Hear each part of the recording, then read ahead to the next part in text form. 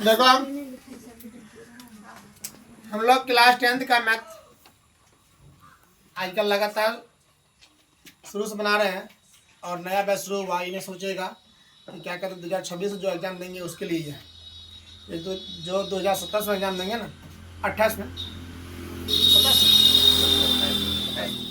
उन सब के लिए है। NCERT मैथ्स है ना। अध्याय 3 पर गए हम लोग। अध्याय 3 आज शुरू किए हैं।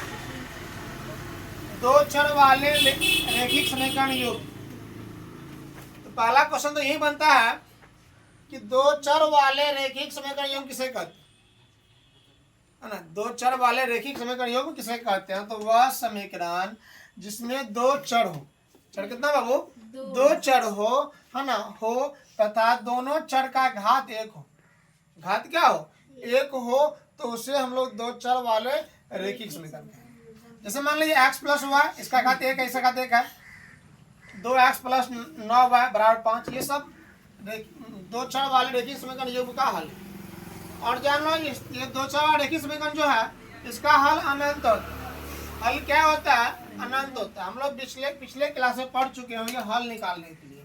जैसे अभी हम लोग x प्लस वाई बराबर 10 दिया हुआ है ना, इसका हल जो निकालेंगे हम लोग x प्लस वाई बराबर 10, इसका हल जो निकालेंगे बाबू, तो x का मान और y का मान अलग अलग होगा। जैसे हम लोग यहाँ पर लिखे x और यहाँ लिखते हैं y। यहाँ देखो x का मान 1 रखेंगे तो y का मान कितना आएगा? 9। y का कितना होगा? 9 होगा। x का मान 2 रखेंगे, y का मान 8। x का मान 3 रखेंगे, y का मान 7।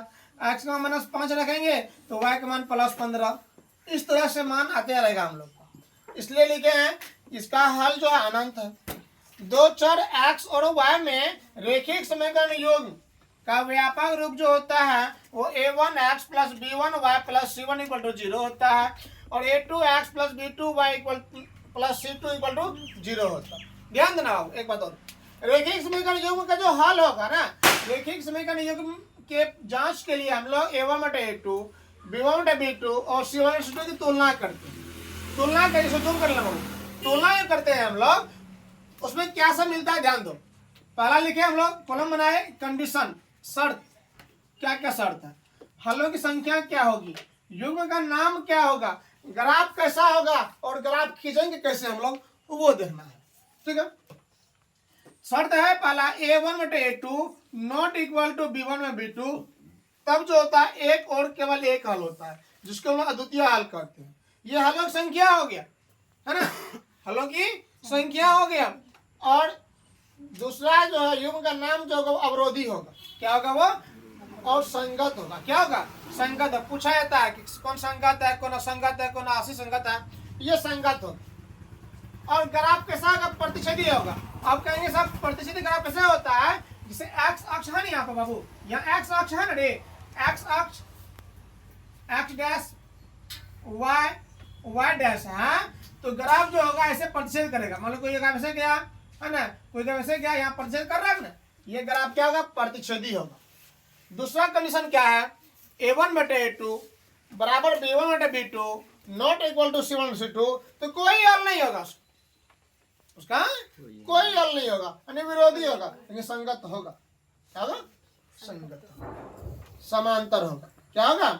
समांतर होगा। ठीक है। बुक ध्यान का क्या होगा? समांतर होगा।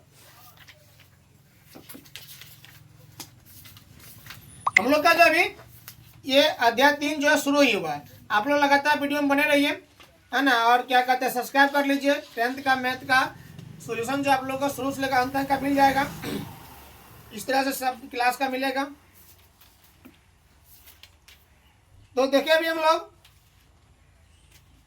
कोई हल नहीं होगा, है ना, और समांतर होगा, विरोधी होगा, संगत होगा। समांतर कैसे होता है? ग्राफ खींचेंगे, समांतर कैसे होता है?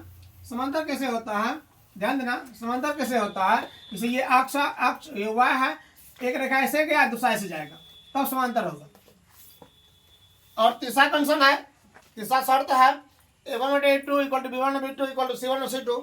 तो अपरिमित रूप से अनेक हल होगा, आश्रित संगत होगा, संपाती होगा, यानी ग्राफ को खींचेंगे हम लोग एक ही अक्ष ग्राफ पे जो है ना, एक ही ग्राफ पे दोनों समीकरण होगा, यानी दोनों समीकरण समान होगा।